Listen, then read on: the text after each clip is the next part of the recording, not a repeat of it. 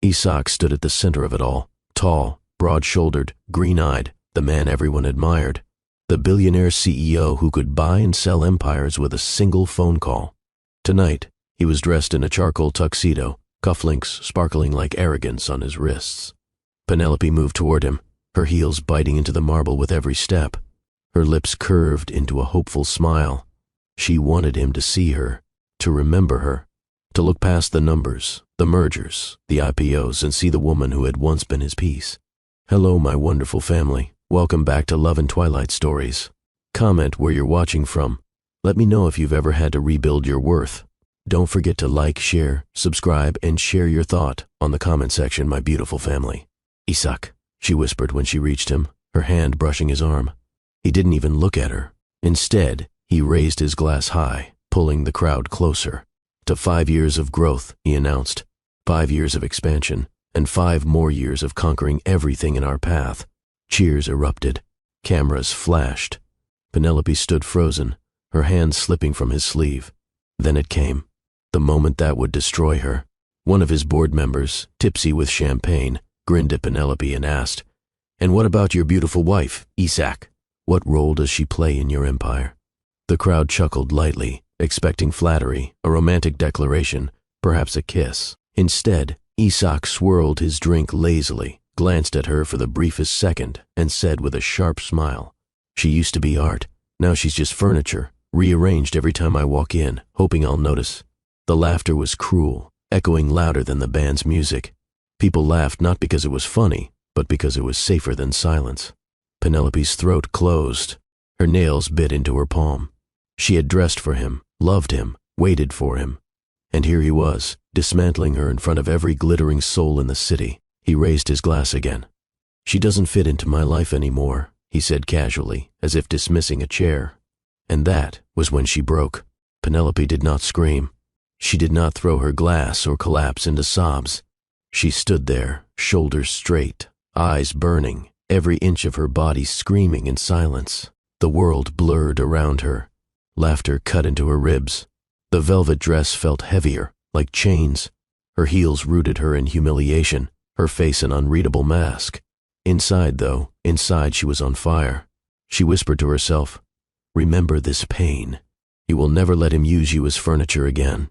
She turned her back to him, walked across the marble floor, past the board members, past the waiters with their trays, past the women whispering behind jeweled fans. And though her lips didn't move, her soul spoke, "Goodbye, Isak. You'll never hear it, but you'll feel it." That night, while the party raged, Penelope returned to their penthouse. She didn't touch the champagne still waiting in a chilled bucket. She didn't cry into her silk pillows. She opened a cedar box and filled it with pieces of their life. The wedding rings that had once glowed with promises. The birthday card he forgot to sign last year. A framed sonogram, the proof that she was carrying his child. And on top, she placed her final note. "You won't hear from me again, but you'll feel me. Every morning you wake up in this bed without me, you'll know I chose silence over your cruelty." She closed the box, left it on the bed, and slipped away into the night. Not a slammed door, not a shouted curse, just quiet power. As dawn stretched across the skyline, the city hummed on without noticing a woman disappearing from its tallest tower. But the mountain would notice. The mountain would remember her. And the man who said, "You don't fit into my life anymore," would soon discover that life without her wasn't life at all. The penthouse was silent when Penelope returned that night. No music, no laughter, no clinking glasses. The city lights bled through the towering glass windows, but the home itself felt like a museum, beautiful, expensive, and lifeless. She set her purse down and looked around. The marble floors gleamed. The air smelled faintly of cigars and bourbon. It was a place she had once called home, yet standing there now, she felt like an intruder. Her reflection stared back from the glass. Mascara smudged beneath her eyes, lipstick fading, velvet gown hanging heavy as though soaked in sorrow. But her face wasn't broken. It was calm. Because tonight wasn't for tears. It was for endings. She walked to their bedroom, her heels echoing across the hall. The room greeted her with the same emptiness she had known for months, cold sheets, untouched, pillows, a closet filled with his tailored suits and her neglected dresses. On the dresser stood the cedar box. A wedding gift from Isak, once filled with love letters and photographs. She opened it now, the hinges creaking like an old wound, and began to fill it piece by piece. First, the rings. Her wedding band and his, both gleaming with the memory of vows whispered under Paris skies. She dropped them in, the sound sharp, final. Next, the photo from their honeymoon pressed flat against the wood. In it, she was laughing, wrapped in his arms. She let her fingers linger before placing it inside. Then came the birthday card he'd forgotten to sign. She had found it in his drawer weeks later, untouched. She tucked it on top of the photo, another reminder of how invisible she had become. Finally, the sonogram, a tiny image of the child growing inside her. Proof of life, proof of hope, proof of what he didn't deserve. Her hand trembled as she placed it in the box. Tears threatened, but she blinked them away. On a sheet of paper she wrote her last words to him. "You won't hear from me again, but you'll feel me. Every silence will remind you, every empty chair, every laugh without reply. I carry your child, but they won't carry your neglect. Goodbye, Isak." She folded the letter and set it on top. Then she closed the lid and placed the box squarely on the bed. Penelope moved through the penthouse with measured steps. No slammed doors, no shouts echoing down the hall. Just the soft sounds of a woman taking back her power. She slipped out of her velvet gown and changed into jeans, a sweater, and boots. She tied her hair back, removed her jewelry, and left her wedding necklace on the nightstand. By the door, she paused. Her eyes scanned the space one last time. The art on the walls, the polished surfaces, the view of the city below. All the things Isak had chosen to define his worth. None of it mattered. She opened the door, stepped into the hall, and pulled it shut behind her. The sound of the lock clicking was the only goodbye she ever gave him. The elevator carried her down in silence. Each floor passed like a chapter closing. By the time she stepped onto the street, the city roared with late-night traffic and neon lights. She hailed a cab. The driver, an older man with tired eyes, glanced at her through the mirror. "Where to, miss?" Her voice was steady. "The bus station." The man nodded. He didn't ask questions. She was grateful for that. As the cab pulled away, Penelope leaned her head against the window. She watched the city blur past. Skyscrapers, billboards, people laughing on sidewalks. It was all noise, all distraction. None of it had ever truly been hers. She placed a hand on her belly and whispered softly, "We're leaving, little one. He'll never know where, but you'll know love. That, I promise." The station smelled of coffee, fuel, and too many stories left behind. Penelope bought a ticket for the last bus heading toward the mountains, Silverpine Ridge, a place she had only read about, but in her heart it felt like refuge.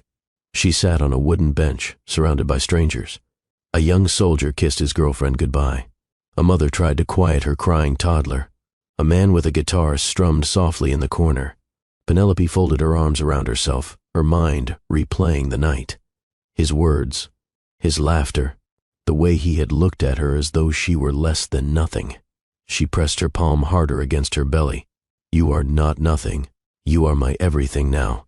When the bus arrived, she climbed aboard. The seats were worn, the air stale, but she didn't care. She sat by the window, pulled her sweater close, and watched as the city lights faded into the distance. Every mile between her and Isak was a mile toward freedom. The road wound into darkness, and the hum of the engine lulled her into reflection. She thought about the vows they had exchanged, the nights he had worshipped. Her body, the mornings he had whispered love against her skin, where had it gone? How had power and ambition consumed the man who once told her she was his temple? Her heart ached, but beneath it was a fire that told her she could survive this, that she would survive this. She closed her eyes and whispered a promise not to Isak but to herself. "I will never again beg to be seen. I will never again wait in silence for someone to remember me. My child will know a mother who chose strength." And with that, she drifted into restless sleep, the bus carrying her farther from the life that had betrayed her. As dawn broke, the mountains rose in the distance, sharp, jagged, unyielding. Penelope opened her eyes to the sight of peaks dusted with snow, glowing gold beneath the rising sun. The city was gone. The man she once loved was gone. And though he would never hear her goodbye, he would feel the absence she left behind. The bus hissed to a halt, brakes groaning in protest. Penelope opened her eyes to see a small wooden sign outside the window. "Welcome to Silverpine Ridge." The station wasn't grand, Just a bench, a tin roof, and a single lamppost flickering against the early morning gray. A few locals disembarked with her, their breath visible in the mountain air. The scent of pine was strong, sharp enough to make her lungs feel new. Penelope stepped down, her boots crunching against gravel. The cold nipped at her cheeks, but she pulled her sweater tighter and breathed deep. She had left behind marble floors and glass towers. Here, there was only sky, stone, and silence. And yet, for the first time in years, she felt safe. A woman in her 60s waited near the station, holding a basket of bread wrapped in cloth. She wore a plain wool coat and had silver hair braided neatly down her back. Her eyes were kind, though they carried a history of storms. "You must be Penelope," she said softly. Penelope blinked. "How?" The driver radioed ahead, said a woman was coming up the ridge alone. "We don't get many strangers here, especially not with eyes that look like they've cried but refuse to break." Penelope lowered her gaze, unsure what to say. The woman smiled gently. "I'm Sister Marin. The cabin is ready." Without another word, she handed Penelope a key tied to a leather string. Together, they walked the winding path that led into the forest. The cabin stood tall among cedar trees, its stone chimney puffing faint smoke. Snow clung to the roof, and wooden shutters framed the windows. It wasn't luxury, it wasn't polished, but it was solid, safe, waiting. Inside, the air was warm. A fire crackled in the hearth, casting a glow against the cedar walls. A quilt lay folded across the bed, and shelves were lined with jars of honey and herbs. Penelope touched the wood of the doorframe, her eyes closing briefly. This will be our beginning. When night fell, Penelope sat before the fire with a journal in her lap. The pen trembled in her hand as she began to write. "My child, we are safe now. The world is quiet here. There are no boardrooms, no glass towers, no laughter that cuts deeper than knives. Only trees, wind, and the sound of your heartbeat against mine." She paused, her hand resting over her belly. The baby shifted, a small flutter. It felt like an answer. Penelope smiled faintly and continued. "Your father did not always hurt me. He once loved me. He once whispered into my skin, like it was scripture. But power swallowed him whole, and I will not let it swallow us." When she closed the journal, she set it on the table beside the fire and wrapped herself in the quilt. The flames danced, shadows soft against her face, until she drifted into her first peaceful sleep in months. The days that followed wove her into the quiet rhythm of Silverpine Ridge. She walked through the village, a place of cobblestone streets and wooden storefronts. Children played by the frozen stream, men hauled firewood, women sold handmade scarves and pies from carts. Some villagers looked at her curiously. Her clothes, her posture, the way she carried herself, they marked her as someone not from here. But Sister Marin's presence softened their gazes. "This is Penelope," Marin introduced her, again and again. "She's with child. And she's family now." At the bakery, Penelope traded for warm bread. At the library, she offered to help sort books. Soon whispers followed her, the quiet wife of the mountain. She didn't mind the name. Better quiet than invisible. Better wife of the mountain than wife of a man who had forgotten her worth. One afternoon, a group of children gathered outside her cabin, their cheeks red from the cold. One boy shyly held up a notebook. "Miss Penelope," he said, "Sister Marin says you can draw. Can you show us?" Penelope hesitated, then smiled softly. "Bring me some paper." They returned with scraps, and she sat by the fire, sketching quick lines. Mountains, trees, then faces, soft, warm, full of laughter. The children gasped. "You made it look alive." She handed the pencil to the boy. "Now you try. Art isn't about perfection. It's about telling the truth you feel inside." As the children laughed and scribbled, Penelope felt something stir in her chest. Purpose, connection, healing. For the first time in years, she wasn't waiting for someone to notice her. She was creating her own belonging. Each night, she returned to her journal. "My child, today I taught a boy to draw a tree. He said it looked like it was breathing. Maybe he was right. Maybe everything here breathes easier than in the city. Your father once said I was art, that I was the only thing that made him forget his hunger for power. I wonder when he stopped believing that. But no matter what he forgot, I will remember for both of us." She closed the book, tears pressing at the corners of her eyes, but not of weakness. These were tears of rebuilding. The wind howled that night, stronger than before. Snow rattled against the window. The fire flared and dimmed, shadows stretching across the cabin walls. Penelope sat awake, watching the storm, her hand over her belly. "I don't know what tomorrow holds," she whispered, "but I know we'll be ready. Whatever comes, we'll face it together." Her words lingered in the air, almost prophetic. For though she didn't know it yet, the storm that would one day return to her life was already building far below in the city, and with it, the man she thought she had lost forever. The snow fell steadily as Penelope blew out the candle and lay beneath the quilt. Outside, the mountain stood eternal, silent witness to her vow of survival. The city was behind her. The mountain was before her. And her story, her true story, was only just beginning. The days in Silverpine Ridge fell into a rhythm as steady as the heartbeat Penelope carried within her. Morning light spilled through the shutters of the cabin, waking her to the sound of birds instead of car horns, wind instead of city traffic. She would rise, stir the fire, and begin each day with her pen. The journal had become her sanctuary.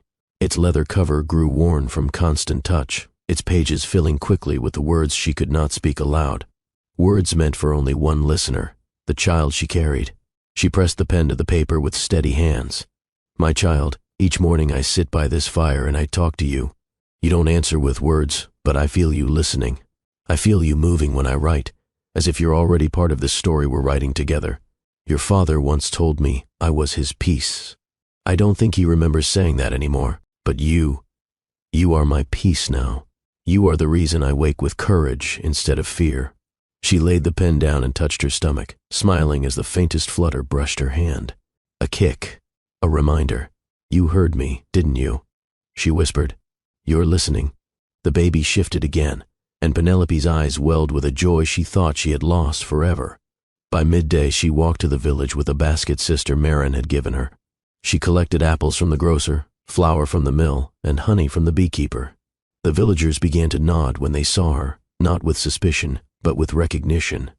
She was no longer the stranger from the city. She was the woman who taught children to draw faces and flowers. She was the expectant mother who carried herself with quiet grace. At the library, she stacked books on history and poetry. At the bakery, she kneaded dough beside the shopkeeper's daughter. Slowly, the threads of her new life wove tighter, but always, at night, she returned to the journal. "My child, today the children of the village asked me to draw them again. I showed them how to shade with the side of a pencil, how to make shadows fall softly. They laughed when I made a crooked tree, and I laughed too. Do you know what that means? It means laughter is still possible. Even after pain, even after betrayal, you will grow up knowing laughter, not silence. You will know arms that hold, not arms that push away. That is my vow to you." Her tears fell onto the page, blurring the ink, but she didn't wipe them away. They were part of the letter too. The seasons shifted. Snow began to melt into streams that trickled down the mountainside. Penelope shed her heavy sweaters for lighter dresses, her belly rounding fuller with each passing week. One afternoon, a little girl named Clara tugged at her hand. "Miss Penelope, will you teach me how to draw the mountain?" Penelope smiled. "Of course. But when you draw a mountain, you don't just draw its shape, you draw its strength, its silence, its memory." Together they sketched the jagged peaks. Clara's lines were crooked, messy, alive. Penelope praised her anyway. "That's beautiful. Do you know why? Because you told the truth. That's what art is." The girl beamed, and Penelope felt something stir inside her chest, a purpose larger than survival. She was shaping lives. She was giving children the gift of expression, something no boardroom or penthouse had ever given her. That night, she returned to her journal. "My child, I taught Clara how to draw mountains today." She asked why mine looked so strong. I told her it's because I've been learning from them. Mountains never beg to be seen. They stand whether anyone notices or not. And maybe that's what I want for you. To grow up strong, unshakable, rooted in love. If your father ever finds us, I want him to see the strength he tried to take from me, standing tall in you. She closed the journal and pressed it to her heart. One evening, the villagers gathered for a small festival to celebrate the thawing snow. Lanterns glowed along the cobblestone streets, and fiddles played lively music. Penelope stood at the edge, uncertain. She had never been part of something so simple, so genuine. But then Sister Marin took her hand. "Dance, child. You've earned joy. Penelope laughed softly and allowed herself to be pulled into the circle. She moved clumsily at first, her belly making her off balance, but soon she was laughing with the children and spinning beneath lantern light. For a moment, she forgot the man who had broken her. She forgot the pain of being unwanted. Here she was not invisible. She was radiant. Later that night, she wrote again by candlelight. My child, tonight I danced beneath lanterns with strangers who are no longer strangers. They didn't see a woman abandoned. They saw a mother, a teacher, a friend. Maybe that's who I am now. Maybe that's who I was always meant to be. If your father stood before me now, I would not beg him to see me. I would not whisper for him to remember, because I have already been remembered, by the mountain, by this village, by you. She kissed the page before closing the book. The fire crackled beside her, warm and steady. The wind whispered through the pines. And for the first time in years, Penelope felt whole, not because of a man, but because she had found herself again. Outside, the mountain stood watch as Penelope laid down to sleep, her hand resting protectively over her belly. Tomorrow would bring new letters, new lessons, new strength. But tonight she drifted into dreams filled with laughter, lanterns, and the quiet promise that she was no longer lost. The mountain taught her silence, but silence had a way of stirring memory. Some mornings, as she drew water from the well or sketched trees with village children, her mind slipped backward to a time when love had been her world, when she had believed Isaac was her safe place. Healing wasn't only about forgetting. Sometimes it was about remembering and surviving the ache that followed. It began with the scent of rain. One spring afternoon in Silver Pine, she stood outside as a storm passed, and the smell reminded her of Paris. She closed her eyes. Suddenly, she was there again, Paris in the springtime, standing beneath the Eiffel Tower. Isaac had rented a small flat near the Seine, and one night, when thunder rolled over the city, they hadn't left the bed for hours. She remembered the feel of his lips on her collarbone, slow and reverent, the way he whispered French endearments he'd picked up just to make her laugh. Tu es ma déesse, he had said against her skin. You are my goddess. She had giggled, tugging his hair. You sound ridiculous. Then I'll say it in English. He had pressed inside her with a groan, eyes locked on hers. You are my only temple. The memory hit her like lightning now, sharp and beautiful. She pressed her hand to her stomach and whispered, he wasn't always cruel. He wasn't always gone. Another night, she folded laundry by the fire. The scent of lavender from a bundle of herbs made her chest tighten. Lavender had once meant love. She remembered the silk robe she used to wear, the one he claimed smelled like lavender fields. He would come home late from meetings, loosen his tie, and find her waiting in their bedroom. Still awake? He would murmur, voice husky with exhaustion and desire. I couldn't sleep. And then his lips would find hers. His hands would slide beneath the robe, pushing it aside as if uncovering treasure. He would kiss down her chest, whispering, you smell like peace. Those nights had been slow, tender, filled with laughter between kisses.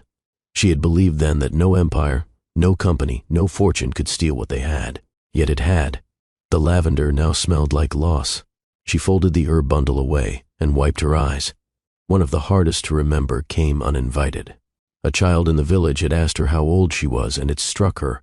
Her last birthday had gone unmarked by the man who once memorized every detail about her. Her mind took her back 2 years, to the birthday before it all fell apart. He had covered the bedroom with rose petals. Champagne chilled on the table. He had kissed her awake, pressing a necklace into her palm. Happy birthday, my love. She had smiled, breathless. You remembered. How could I forget the day the world gave me you? Now, sitting in the cabin with her swollen belly, she wondered how that same man could later forget altogether, choosing instead to send flowers to a board member. The sting was sharp, but sharper still was the strength she felt knowing she had survived it. The worst memory of all came without warning, a slip of the mind as she stirred soup one evening, and suddenly she was back in the ballroom. The anniversary. 5 years of marriage. She had worn black velvet, chosen because it reminded him of Paris, of the first night they had made love under foreign skies. She had expected intimacy, champagne, whispers of devotion. Instead, she had heard his voice slicing through the laughter of colleagues. She used to be art. Now she's just furniture. The memory made her hands tremble. The soup spoon clattered against the pot. She gripped the edge of the counter until her knuckles turned white. Even now, the words burned. They weren't just cruelty. They were erasure, a declaration that she no longer mattered. She closed her eyes, pressing a hand to her belly. The baby kicked, grounding her. "No," she whispered aloud in the empty cabin. "I am not furniture. I am a mother. I am a woman. I am alive." After each memory, Penelope returned to her journal. It became her way of reclaiming the past, of rewriting its hold on her. "My child, your father once kissed me as though the world could end in my mouth. He once drew flowers in the steam on our shower door. He once sang to me, off-key, just to make me laugh. I want you to know this, not to forgive him, but to remember that people can change. Sometimes for the better, sometimes for the worse, but love was real once, and you are proof of that." She paused, tears spilling freely. For the first time, she didn't fight them. She let them fall, soaking the page. One morning, Clara returned with her notebook. "Miss Penelope, I drew a house, but it looks wrong." Penelope studied the picture, the roof tilted, the walls uneven, the windows crooked. But she smiled. "It looks alive." "Do you know why?" The little girl shook her head. "Because perfection isn't truth. Sometimes truth is messy, sometimes truth leans, but it still stands. And that's what matters." The girl grinned and hugged her waist. Penelope's heart ached. The memories of Isaac were messy, painful, but they were truth. And truth, no matter how jagged, was what kept her standing now. That night, as the fire dimmed, Penelope whispered to her unborn child, "You will not just inherit my love, you will inherit my lessons. Love can be beautiful, love can break, but strength lasts." The mountain wind howled outside, but inside, her resolve grew stronger. The memories hurt, but they no longer defined her. She was defining herself. The snow fell heavier as winter tightened its grip on Silverpine Ridge. Each morning, Penelope awoke to a world blanketed in white, the air sharp and cold, the silence profound. The mountain seemed endless, its cliffs jagged, its forests hushed, yet it wrapped around her like a guardian. Here, she no longer felt small. She felt held. The mountain was never in a hurry. Snow could bury it, storms could rage across its peaks, yet it stood unwavering. Watching the ridges each day, Penelope began to understand. Strength was not about noise or fury. It was about stillness, about standing unbroken, no matter what the seasons brought.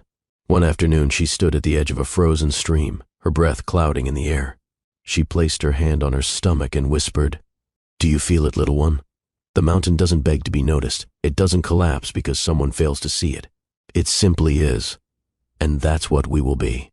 Unshakable." The baby kicked as if in agreement, and Penelope smiled through the sting of the cold.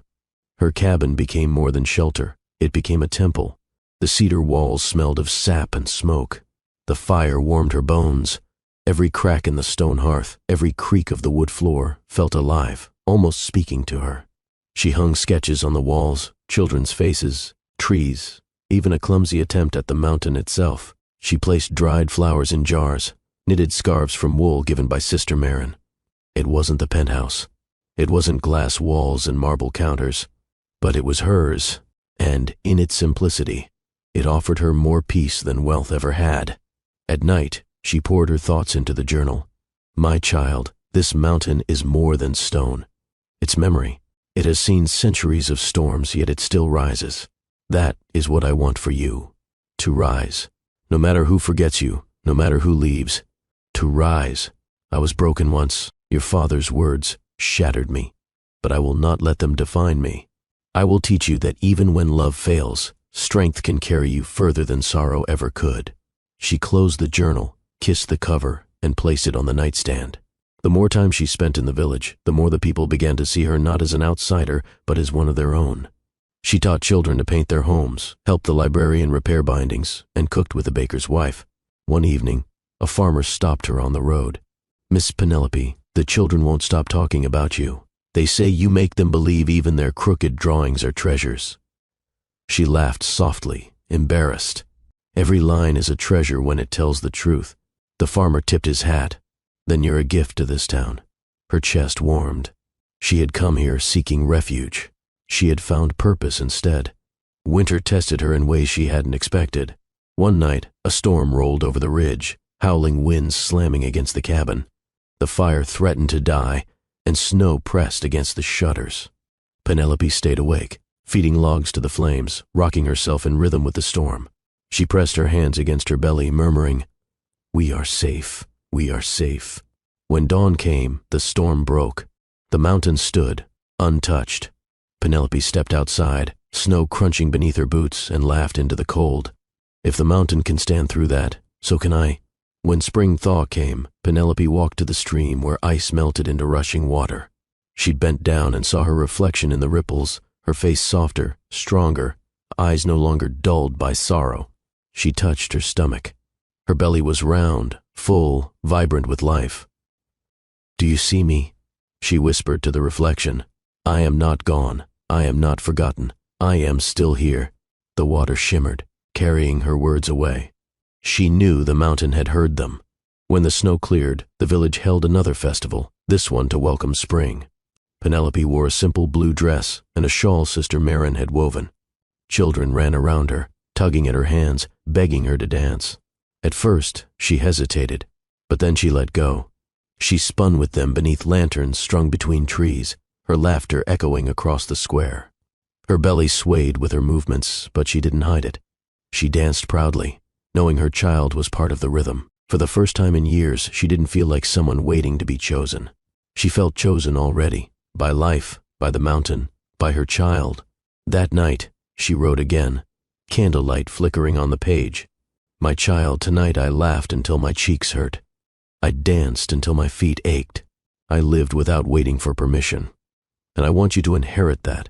Not the sorrow I carried, not the humiliation I endured, but the strength I found, the freedom I claimed. If your father ever returns, he will not find the woman he discarded. He will find someone reborn in the fire of this mountain." She closed the journal, tears wetting her lashes, but this time they were tears of gratitude, not grief. The fire burned low. The mountain wind whistled softly outside the shutters. Penelope curled beneath her quilt, her hand over her belly. She whispered to her child, "You are not born yet, but already you've saved me. And when you arrive, you will not come into a broken world. You will come into a world where your mother stands tall." The mountain stood silent outside, eternal witness to her vow. The storm arrived without warning. By evening, the mountain sky had turned the color of ash, thunder rolling through the cliffs like a war drum. Penelope sat by the fire, the journal open on her lap, while the wind rattled the shutters. She had grown used to storms. Silverpine Ridge was no stranger to them, but tonight felt different. The air was heavy. The fire hissed as if nervous. Even the baby shifted restlessly inside her, tiny kicks against her ribs. She whispered, "It's all right, little one. We're safe." But her voice trembled. The first strike of lightning split the sky, flashing white against the trees. A moment later, thunder boomed so violently the walls seemed to shake. Snow whipped across the windows, and the shutters banged as if fists pounded from the outside. Penelope threw another log on the fire, clutching her shawl tight around her shoulders. Her heart raced, not just from the storm but from something deeper, an unease she couldn't explain. She reached for her journal, intending to steady herself with words. But before she could put pen to paper, a sound cut through the storm. A knock. 3 soft knocks. She froze. At first she thought it must be a branch striking the wood, or the mountain wind tricking her ears.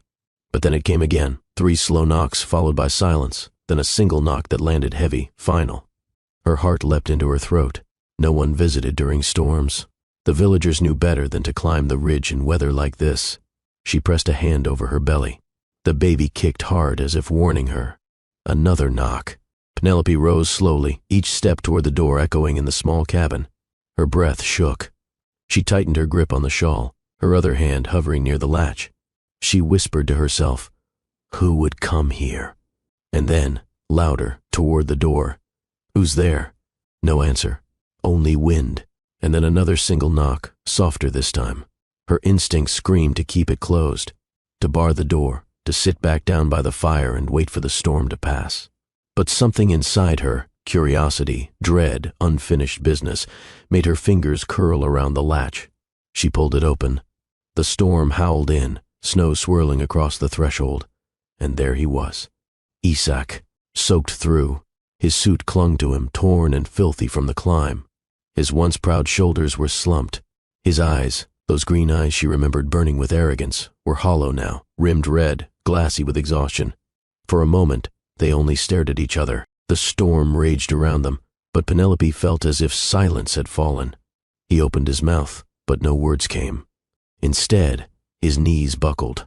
He dropped in front of her, his head bowed like a penitent man before an altar. "I don't want to be an empire anymore," he whispered hoarsely.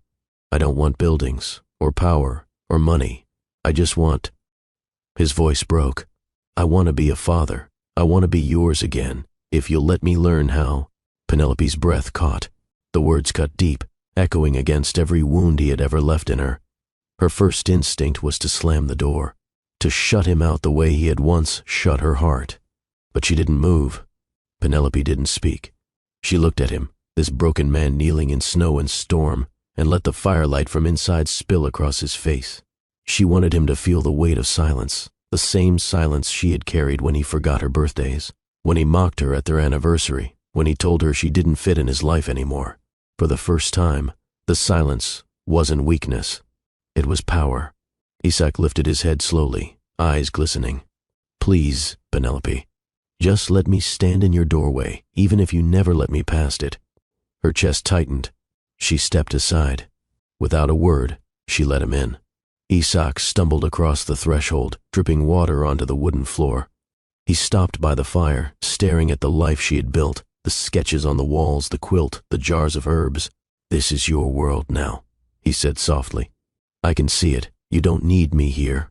Penelope remained by the door, arms crossed. "Then why did you come?" He turned, voice trembling.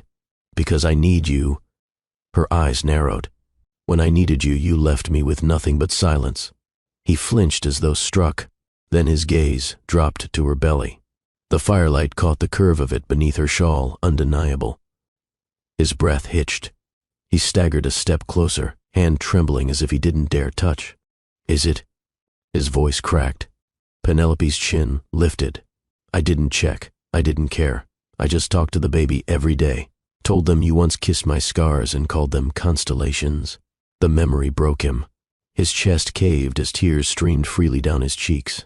He reached out, hesitated, then placed his palm gently against her belly. The baby kicked. Isak gasped, as if he had touched heaven. "Oh, God," he whispered. "It's real, you're real, and I nearly lost you both."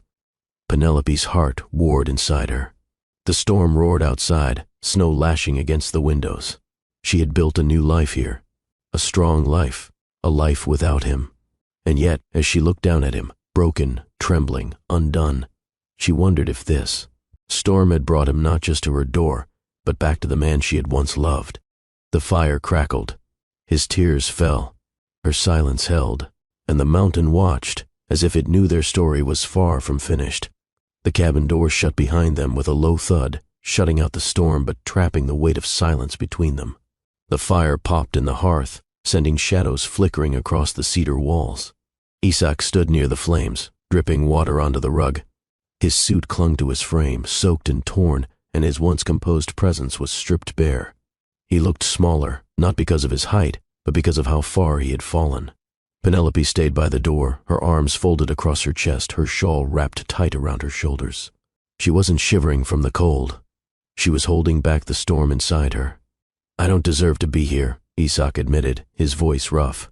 "I know that." Penelope arched a brow, her voice steady but sharp. "Then why are you?" He swallowed hard, running a hand through his wet hair. "Because I couldn't stay away anymore. Because the silence you left me with was louder than the world I tried to rule. Because I saw what I had become without you, and it terrified me." Her jaw tightened. "Silence? You speak of silence like it was mine. But who gave it to me first, Isak? Who left me waiting night after night? Who humiliated me in front of strangers, as if I were nothing more than—" She stopped herself, breath catching. "Furniture." He said the word himself, his voice breaking on it. His eyes closed. "God, Penelope, I hate myself for that. I've repeated it every night, and each time it cuts deeper. You were never furniture. You were the only thing alive in that house." Penelope's eyes burned, but she didn't let the tears fall. "Do you think an apology unravels years of neglect? Do you think kneeling in the snow erases birthdays forgotten, anniversaries mocked, love abandoned?" Isak turned fully to face her, his hands open, palms trembling. "No, I don't think it erases anything. I think it's the only place I can start. Broken, on my knees, asking you to let me prove I can still be a man worth your trust." Penelope's laugh was bitter, almost a sob. "Trust? You shattered it with every laugh you shared at my expense. With every night you chose power over love." The firelight flickered, drawing his eyes back to her belly. He stepped closer, careful, as if approaching sacred ground. "Can I?" His hand hovered inches away. Penelope stared at him, weighing the request. At last she gave a single nod. His palm pressed gently against the curve of her stomach. The baby kicked again, and he gasped. His knees buckled, and he whispered hoarsely, "They know me. Even after everything, they know me." Penelope's eyes softened for the briefest moment, but she pulled her shawl tighter. "Don't mistake recognition for forgiveness. This child doesn't know the man you've become." Isaac's shoulders sagged. "Then let me show them the man I can be." Her voice sharpened. "You want to show them now? Where were you when I lay alone in that penthouse praying you'd come home? Where were you when I folded myself smaller and smaller, waiting for scraps of affection? You threw me away, Isaac. You said I didn't fit into your life." His eyes filled with tears. He stepped back, ashamed. "I said it because I believed it, because I thought power would silence the emptiness inside me. But it only grew louder, louder until the only thing I could hear was your absence." Penelope shook her head. "And now? Now you think you can come back because you're broken and tired? Because the empire you chose over me wasn't enough?" He looked up, desperation raw in his voice. "No. I came back because I finally understood that no empire matters without love, and no love exists without you." She turned toward the fire, her back to him. Her shawl slipped slightly, revealing the curve of her shoulder, the vulnerability of her body carrying life. "You may come in, Isaac," she said quietly, "but don't think you've come back. There's a difference." The words hit him like ice. He nodded slowly, swallowing his grief. "Then let me stay at least as a man who learns. A man who watches from the doorway, who earns the right to take one step closer each day. If that's all you'll give me, I'll take it." Penelope's eyes closed. She wanted to scream at him, to tell him to leave. She wanted to collapse into his arms, to remember the way his lips once felt against her skin. She wanted both, and neither. So she said nothing. The storm outside raged on, wind lashing against the shutters. Inside, the fire snapped and crackled, as though bearing witness to the battlefield between them. Isaac lowered himself into the chair by the hearth, his body trembling from exhaustion and cold. Penelope stayed standing, one hand on her belly, watching him. Finally, he whispered, his voice hoarse, "I'll sleep here by the fire. I won't touch your bed. I won't cross a line you don't draw for me. But let me stay. Let me at least hear the sound of your breath again." Penelope's throat tightened. She turned away, retreating to her room. At the doorframe, she paused. "Sleep if you can," she said softly. "But remember, this is not forgiveness. This is shelter." Isaac lowered his head, tears slipping silently down his cheeks. "Shelter is more than I deserve." Penelope stepped into her room, closing the door behind her. The fire burned on. The storm roared outside, and between them, an uneasy truce was born. Not reconciliation, not yet, but the faintest beginning of something neither of them could name. The storm had quieted by midnight, but inside the cabin, the silence grew heavier. Penelope lay awake in her room, staring at the wooden ceiling. The baby shifted restlessly in her belly, and she stroked the curve of it, whispering, "Sleep, little one." "We're safe." But she wasn't certain she believed it. Not with him back, not with the ghost of everything he had broken sitting just beyond her door. She turned restless, and through the crack beneath the door, she saw it, the glow of firelight and the shadow of him, still awake. She opened the door quietly and found him sitting on the rug by the hearth, head bowed, his shirt discarded, his chest bare. His body looked different now, still strong, but thinner, hollowed by regret. He held his head in his hands, whispering words too faint to catch. He looked up when she stepped closer. His eyes were red, his cheeks streaked with tears he hadn't wiped away. "You should rest," Penelope said softly, her voice steady though her heart raced. "I can't," he admitted. "Not while you're in the next room and I know what I did to you. Not while I remember every night you waited for me." She crossed her arms, her shawl sliding slightly off her shoulder. "Words won't heal what silence destroyed." He swallowed hard. "Then let me show you, not with promises, but with truth." From the mantel, Penelope took a single candle. It was one she had saved, a handmade taper with lavender oil pressed into the wax. She placed it on the floor between them and lit it. The flame flickered, casting a fragile glow across their faces. "This," she whispered, "is all that stands between us. Fire. Light. The last time you lit a candle for me, you touched me like I was yours. Do you remember?" His breath caught. "Yes. Every detail. You wore silk. I wore my ties still. You smelled of lavender. I kissed you on the dining table as though you were the only thing keeping me alive." She knelt slowly, her belly full, her movements deliberate. "If you remember, then remember this too. Love isn't performance, it's presence." Her fingers moved to the shawl, sliding it off her shoulders. She didn't strip for seduction. She stripped for honesty. The wool fell behind her, and the candlelight revealed her swollen breasts. Her rounded belly, the stretch marks like rivers across her skin. "This is who I am now," she said, voice trembling. "Not the velvet you once showed off to strangers, not the art you mocked. This body is swollen, imperfect, raw. Do you still see me?" Isak's hands shook as he reached for her, but he didn't touch. He bowed his head instead, tears falling onto the rug. "I see you more than ever. And I'm ashamed I ever forgot." Her voice softened, but stayed firm. "Then touch me like I'm still yours, but not with hunger, with repentance." He crawled forward, lowering himself until his lips pressed against her belly. The baby kicked, and he gasped, a sob shaking through him. He kissed lower, down to her thighs, pausing at the inner edge. His tears dampened her skin. "I failed you here," he whispered, voice raw. "I failed to remember that the place that gave me life is the place I abandoned. Forgive me." His lips lingered, reverent, trembling. His hands held her hips as if she were scripture, fragile and holy. Penelope's breath hitched, not from arousal, but from the weight of his brokenness. She let him kiss her, let him cry into the space that had once been their sanctuary. Then, gently, she lifted his chin. "Enough groveling.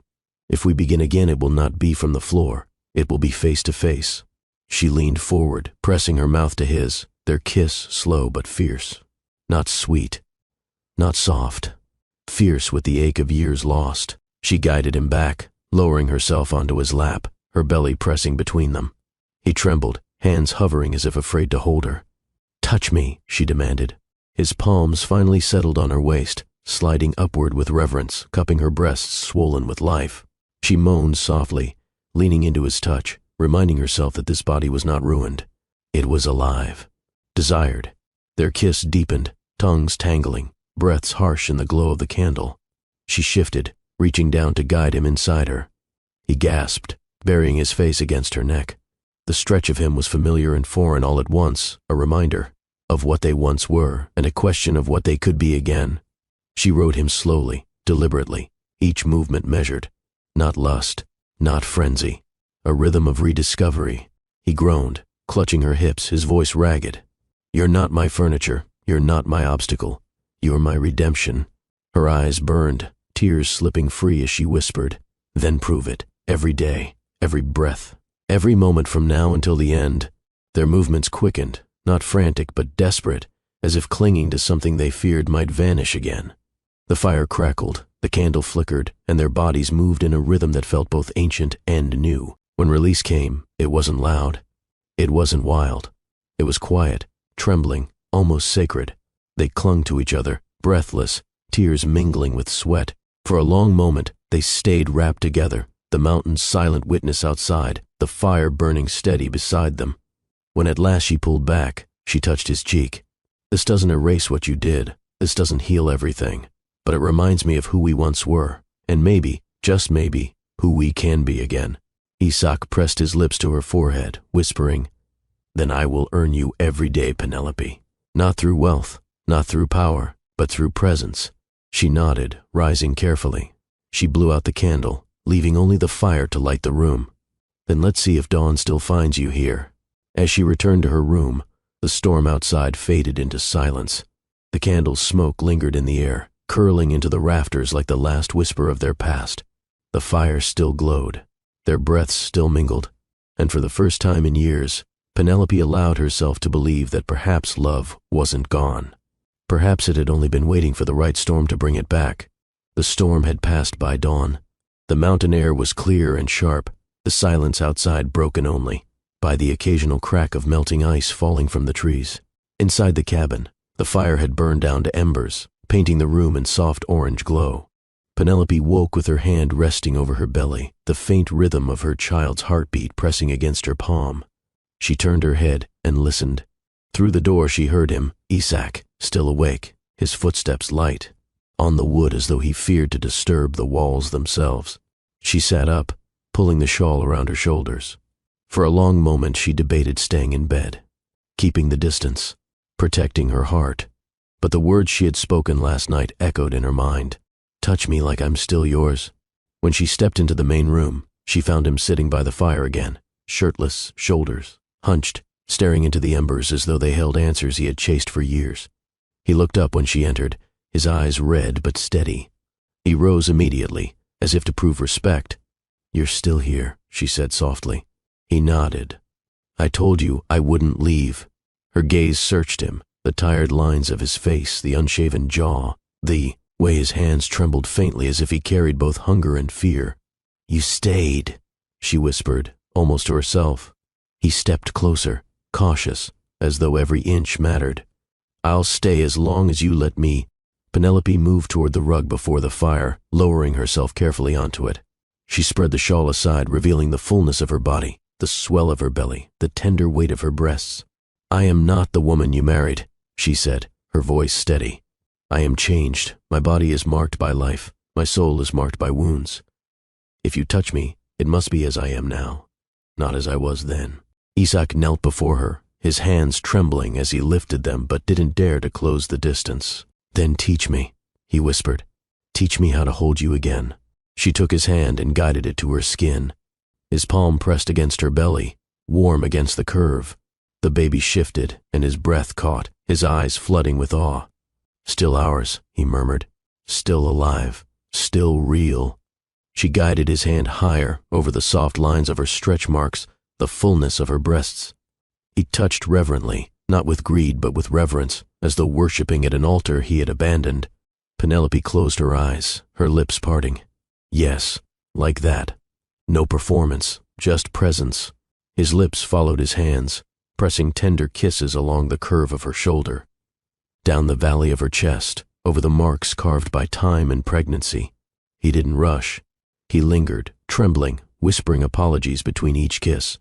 She held his face, guiding him upward until their mouths met. The kiss was slow, deep, rich with years of longing. She tasted salt from his tears and fire from his breath. When she parted from him, her voice was husky.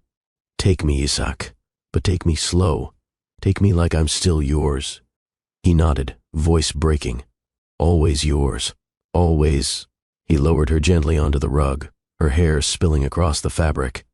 The firelight danced across her skin as he positioned himself above her, his chest brushing hers.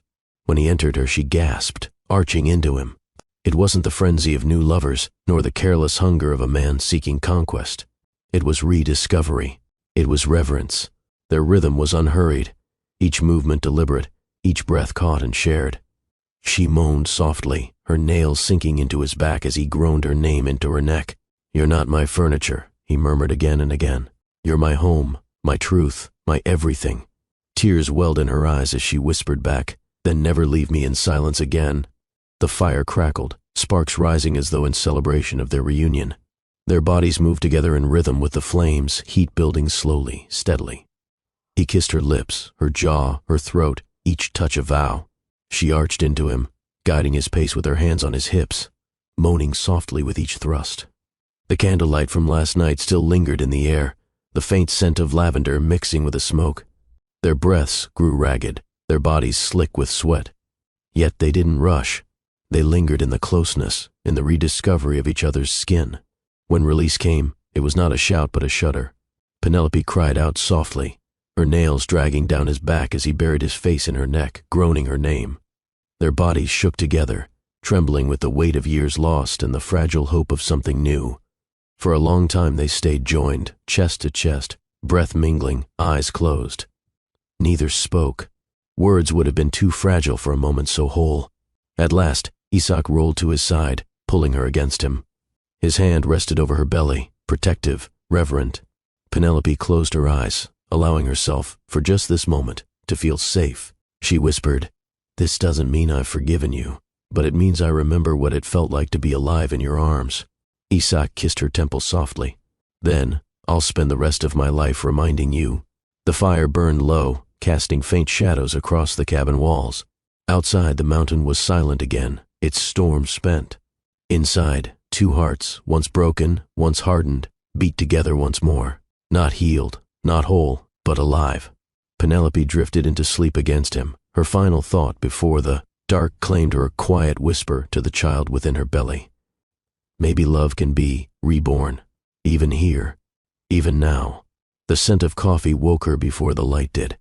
For a moment, Penelope thought she was dreaming.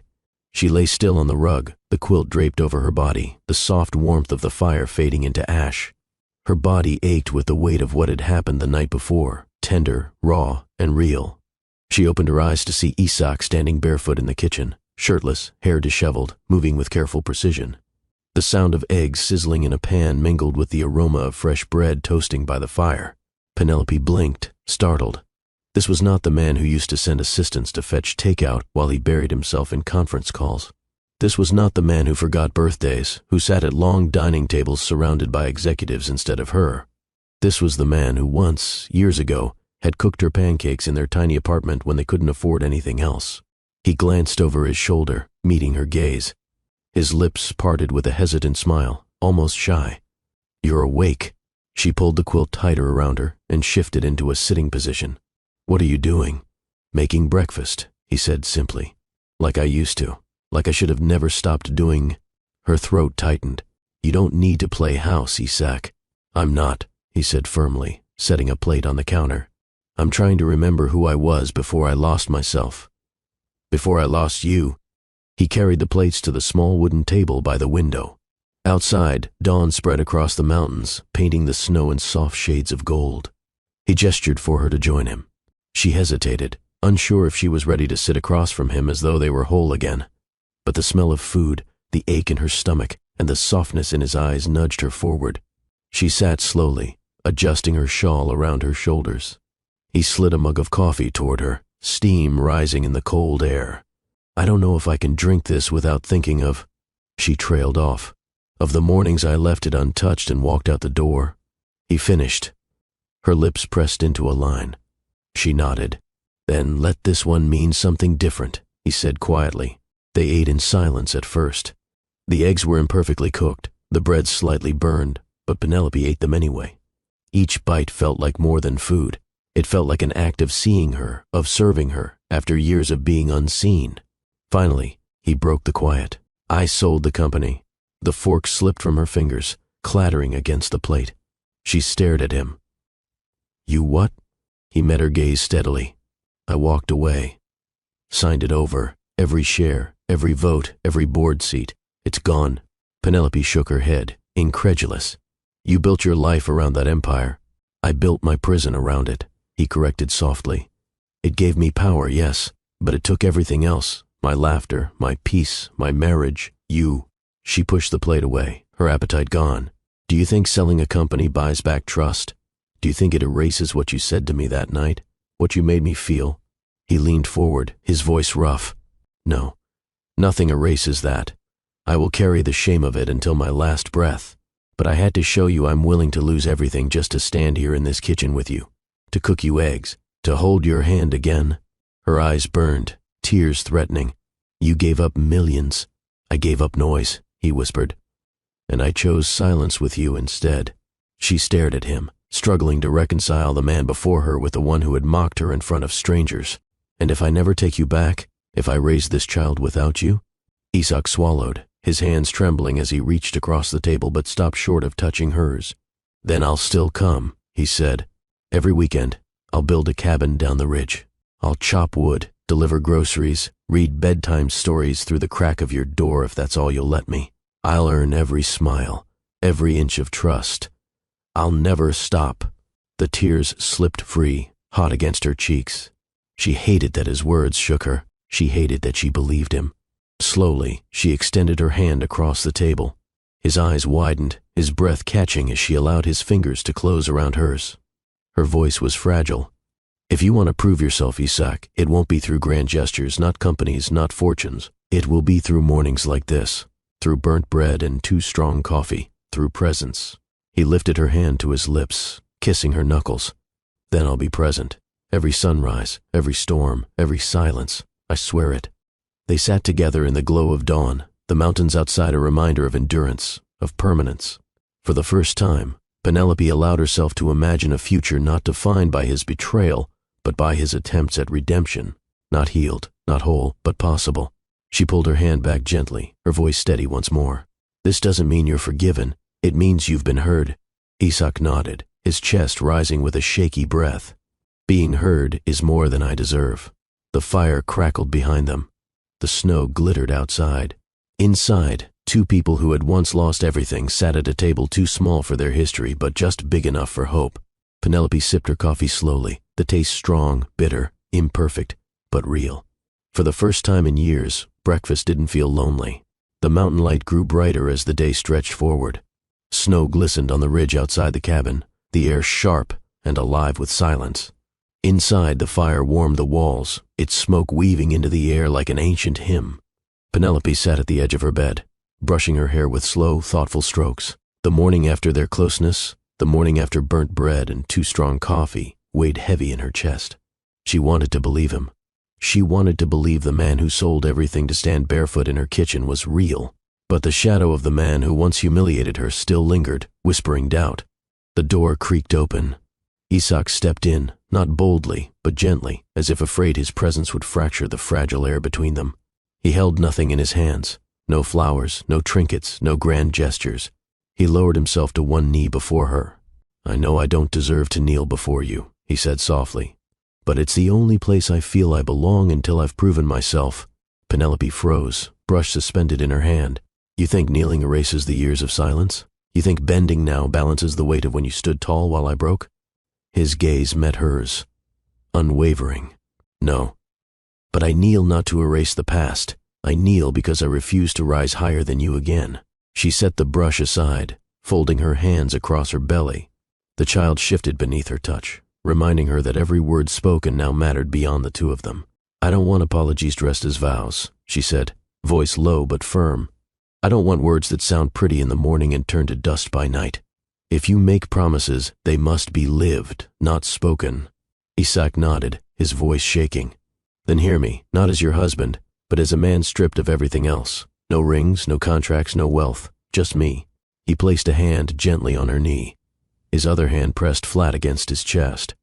I vow to be present, to wake with you, not walk away from you. To listen when silence tempts me, to hold you when storms rage inside or out, to father our child not by blood alone, but by love every single day. And if you never put a ring on my finger again, if you never call me husband again, I will still rise each day with only one aim, to deserve standing beside you. His voice broke on the last words, and he lowered his head, unable to meet her eyes. Penelope's chest tightened.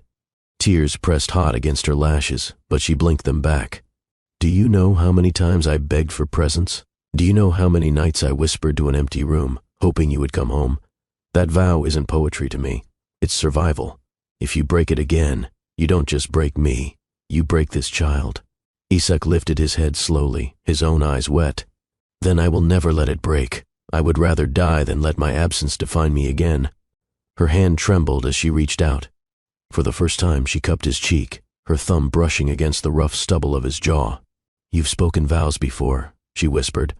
But this time, there's no ring, no witnesses, no Paris skyline.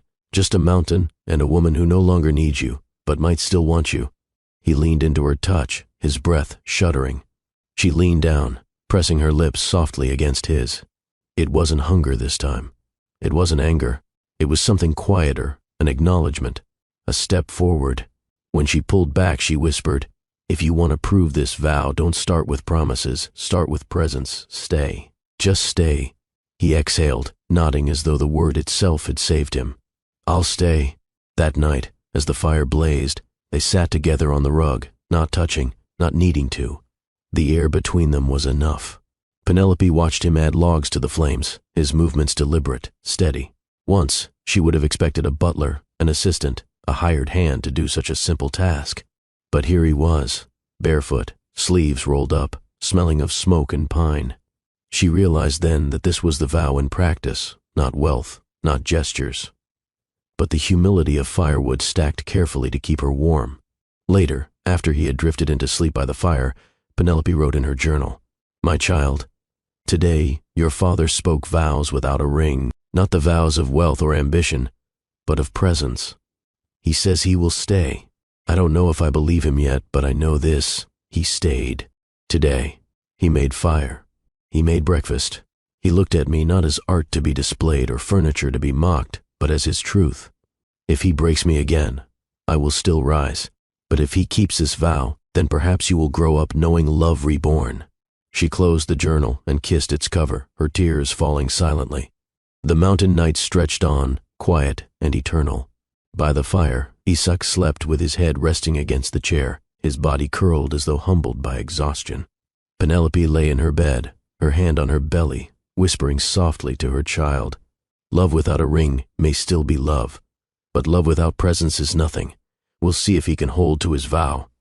The mountain stood outside, silent witness once more.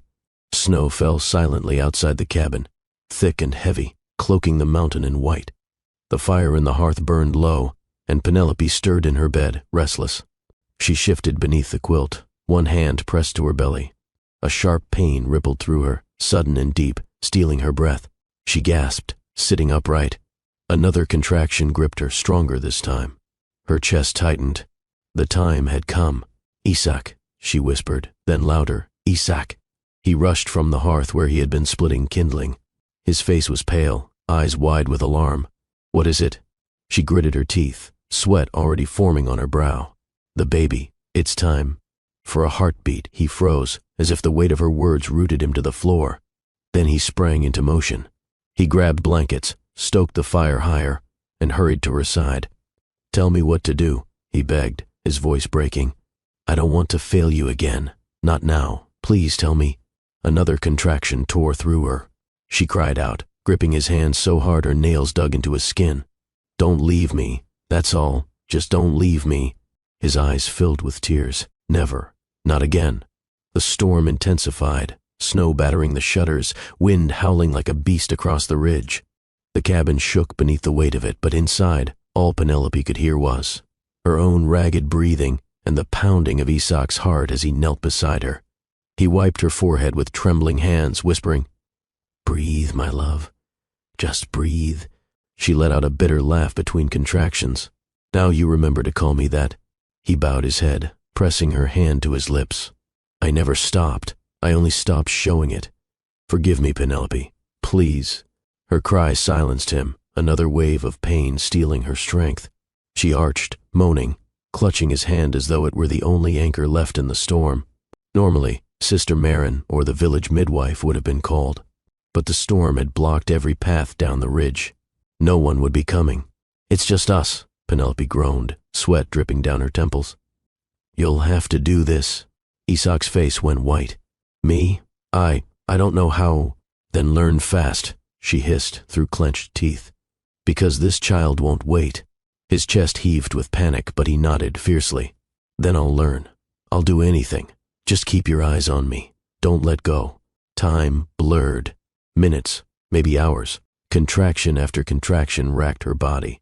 She screamed, cried, cursed, begged, her voice breaking into raw fragments. And through it all, he never moved from her side. He held her hand, wiped her tears, pressed kisses to her damp hair. He whispered prayers, promises, confessions, anything to keep her tethered. "You are the strongest woman I've ever known. I should have been here for every moment of this. You are not alone, not anymore."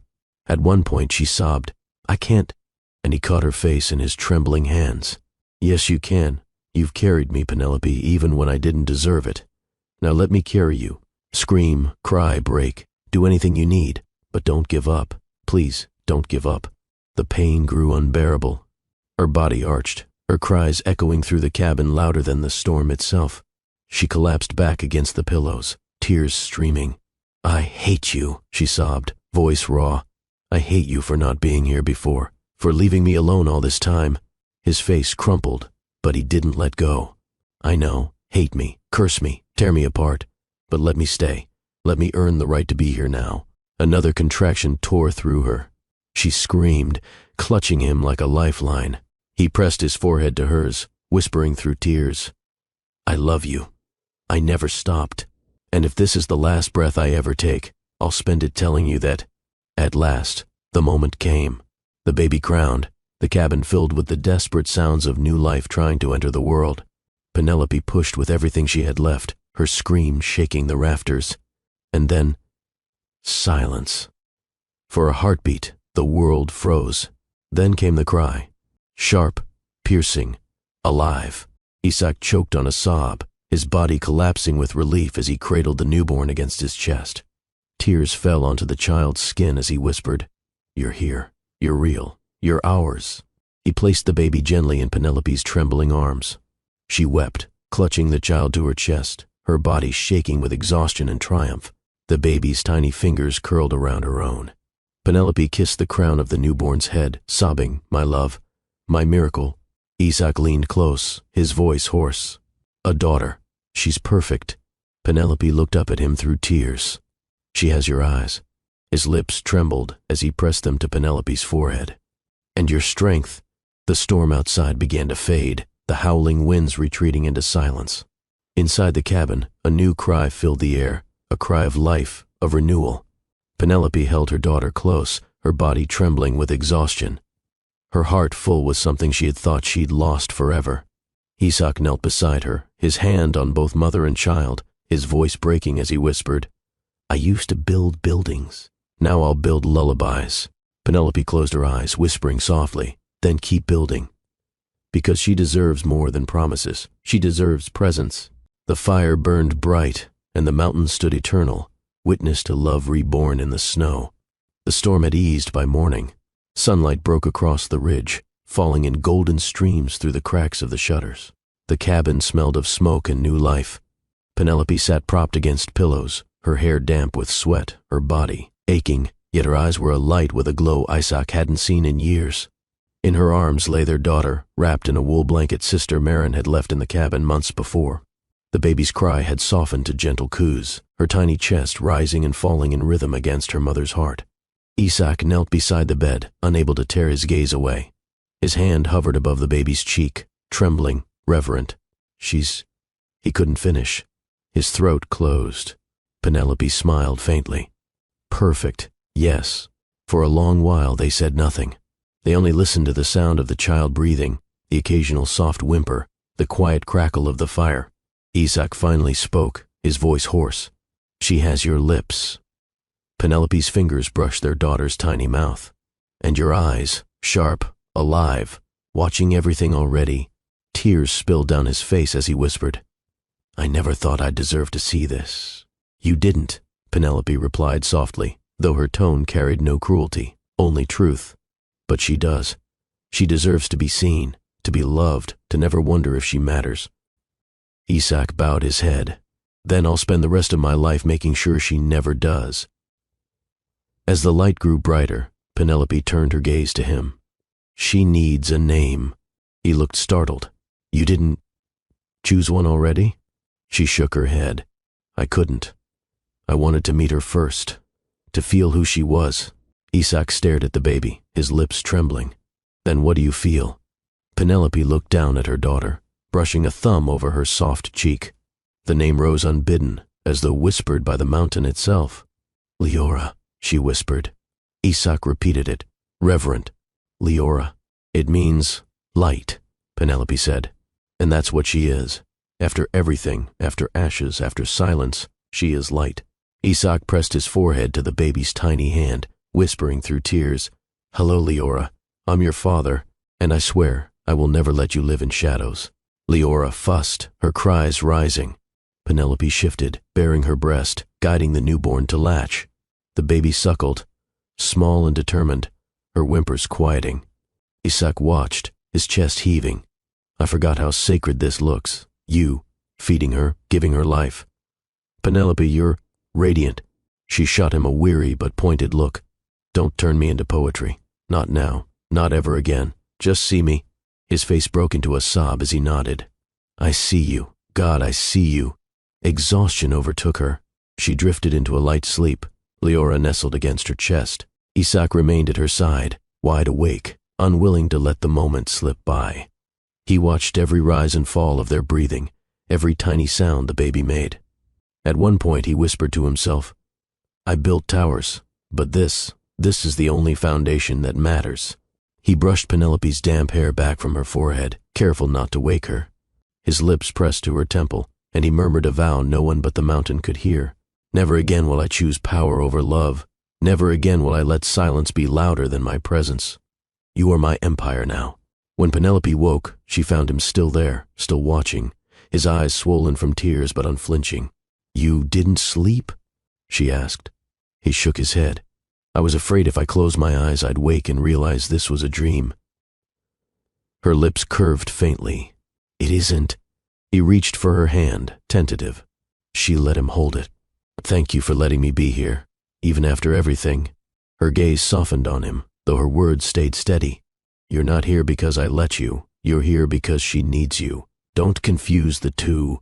He nodded, swallowing hard. "Then I'll be what she needs, whatever it takes." That afternoon, the storm cleared fully. Sunlight poured across the snow, dazzling against the peaks. Penelope insisted on rising, though her body protested, to stand at the cabin window with Leora in her arms. Isak stood behind her, arms hovering as if to protect without suffocating. "Look," Penelope whispered to her daughter, "this mountain is where you were born. Remember it, because it will teach you what your father forgot: strength, silence, and the kind of love that doesn't vanish when no one's watching." Isak closed his eyes, the words cutting deep, but true. He didn't argue. He simply bowed his head. That evening, as the fire blazed, Penelope lifted Leora in her arms. Isak knelt before them, tears streaming freely. Penelope's voice was steady as she declared, "This is Leora, born of pain, born of storms, born of ashes. But she is light, and light will not be mocked. Light will not be forgotten." Isak kissed the baby's tiny foot, whispering, "Then I'll follow her light until my last breath." The night grew quiet, the cabin wrapped in the warmth of fire and the fragile breath of new life. Penelope lay with Leora on her chest, Isak beside them, his hand resting gently on both mother and child. For the first time in years, the silence was not heavy. It was full. As sleep claimed her, Penelope whispered, "You once built buildings, Isak. Now build lullabies. That is the only empire that matters." He kissed her hand, his tears falling onto her skin. "Yes, my love. And I'll build them every day." The mountain stood watch outside, its ancient face softened by the glow of dawn's promise. The storm outside had spent itself, but the cabin still hummed with its echo. Snow draped the ridge like a new skin, soft and untouched. Inside, the fire cast golden shadows across the walls, wrapping Penelope, Isak, and Leora in fragile warmth. Penelope sat upright in bed, Leora sleeping on her chest, her tiny breaths steady and sweet. Isak sat across from her, hunched in the wooden chair, staring at them, like a man who'd stumbled upon treasure after years in the desert. Neither spoke at first. Silence had once been their curse. Now, it felt like a fragile blessing. At dawn, the baby stirred, her cries small but insistent. Penelope began to shift, wincing from soreness, but Isak rose instantly. "Let me," he said quickly, reaching for the bundle. She hesitated, protective instinct rising, then slowly handed Leora over. Isak cradled the baby against his chest, rocking her awkwardly at first. His large hands trembled as he pressed her to his shoulder. "Shh, it's okay, little light. I'm here." The sound of his voice calmed her, surprising them both. Penelope blinked back tears, watching the man she once thought incapable of gentleness melt into something raw and human. Later that morning, Isak tried his hand at breakfast again. He cracked eggs, burnt one, cursed softly, then laughed under his breath, a sound Penelope hadn't heard in years. He carried a plate to her bedside, his eyes uncertain. "It's not perfect, but it's warm." She accepted it, studying him. The CEO, who once ordered chefs at midnight, now stood in a cabin, hair mussed, apron stained, humble before her. As she ate, he sat at the edge of the bed, watching her with something close to awe. "I miss this," he admitted quietly. "Feeding you, taking care of you, being allowed to be close." Penelope swallowed slowly. "Don't confuse being here with being forgiven." His smile faltered, but he nodded. I know. I don't expect ease, only the chance to try. By midday, word had reached the small village that the quiet wife of the mountain had given birth. Sister Marin and 2 villagers hiked up the ridge to visit. They entered reverently, carrying woven baskets of bread and herbs. When they saw Penelope with her child, they blessed her quietly, then turned to Isak. "You must be the father," Sister Marin said with a pointed gaze. Isak lowered his head. "I am, and I will do better than I have before." They shared a simple meal together, and when Penelope introduced the baby as Leora, the villagers smiled. "Light," one said softly, "a good name for a mountain child." For the first time, Penelope felt the words not as loneliness, but as belonging. That night, Penelope woke to find the bed beside her empty. Alarm shot through her until she heard soft humming from near the fire. Isak sat cross-legged on the rug, Leora nestled in his arms. He rocked her gently, humming a tune Penelope remembered from their earliest days together. An old lullaby he once sang against her belly when they first dreamed of children. Penelope's heart clenched. She didn't interrupt. She just watched as he kissed their daughter's forehead and whispered, "You'll never know the emptiness I once gave your mother. I'll fill every silence with love." By morning, exhaustion had turned to rhythm. Penelope nursed Leora, Isak prepared tea, and the 3 sat together by the fire. It was not perfect. Penelope's body ached, her heart guarded, her mind skeptical. Yet as she glanced at Isak holding their child, a truth settled quietly inside her. This wasn't the family she had expected. It wasn't the life she once envisioned when she walked into a penthouse filled with glass and gold. But here, in cedar walls and snowlight, there was something stronger, something real.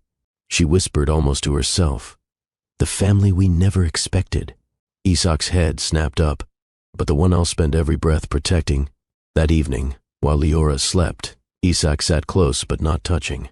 "You don't owe me another chance, Penelope, but I'll earn one anyway, every day. With her, with you, I'll chop wood, cook meals, sit awake through the nights. Not because I want redemption, but because you both deserve more than the man I was." Her eyes glistened. "Words are fragile, Isak. I've heard them before." He swallowed. "Then I'll make mine weighty with deeds."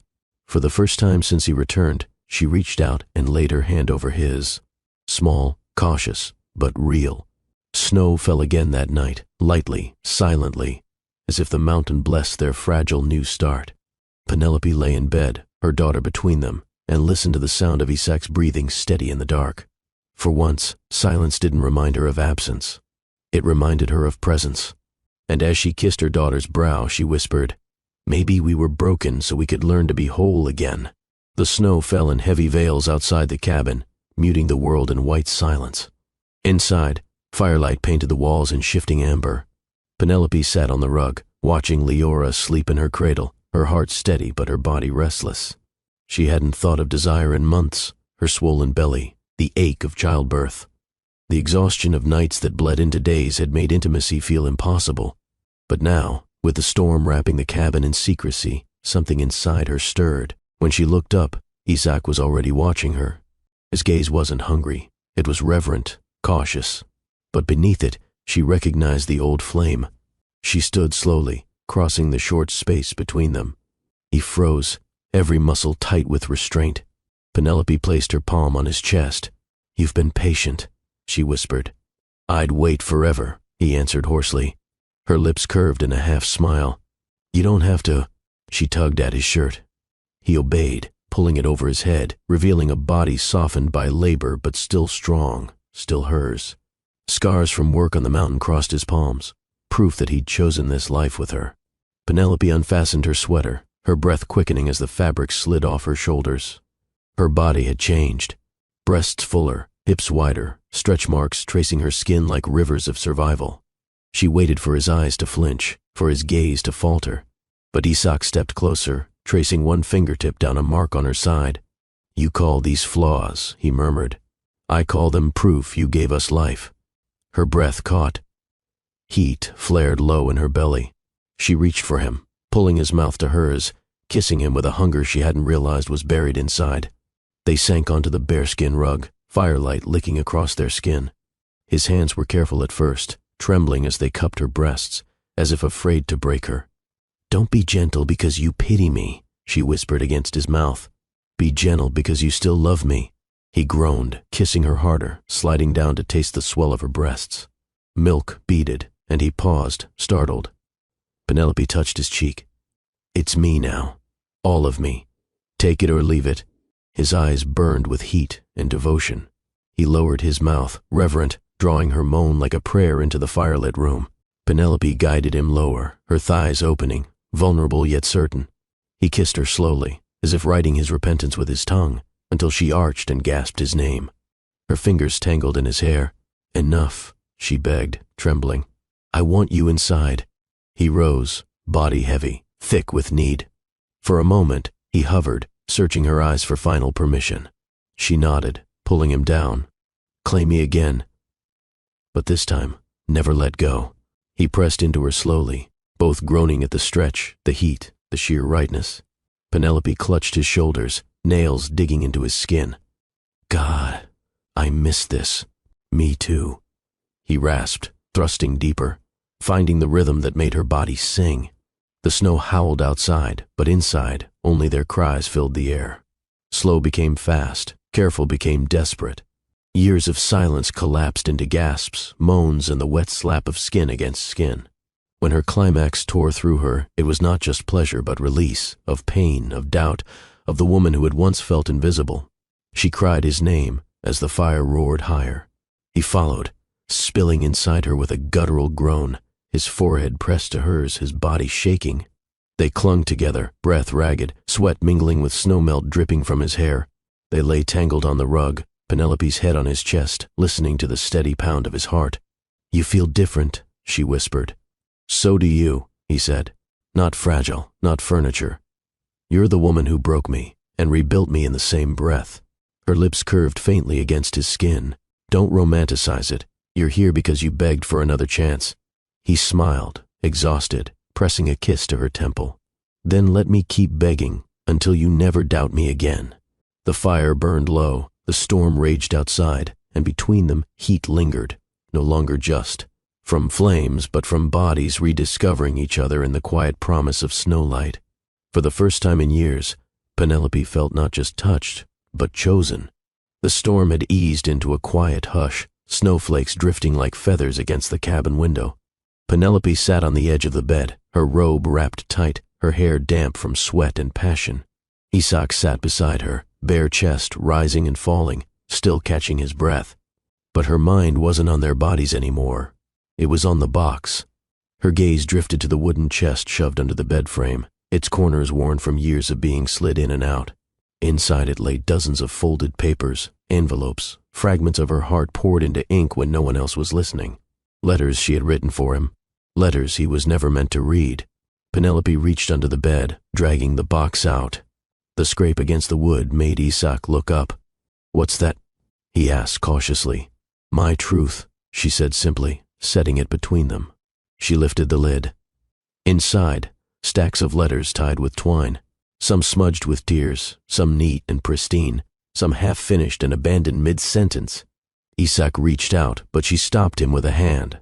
"I need to read them to you. Not all, just enough so you understand the woman you left behind." His throat bobbed as he swallowed. "Penelope, don't interrupt," she warned. Her voice was low, steady, but her eyes glistened with a storm fiercer than the one outside. She unfolded one, written in hurried script.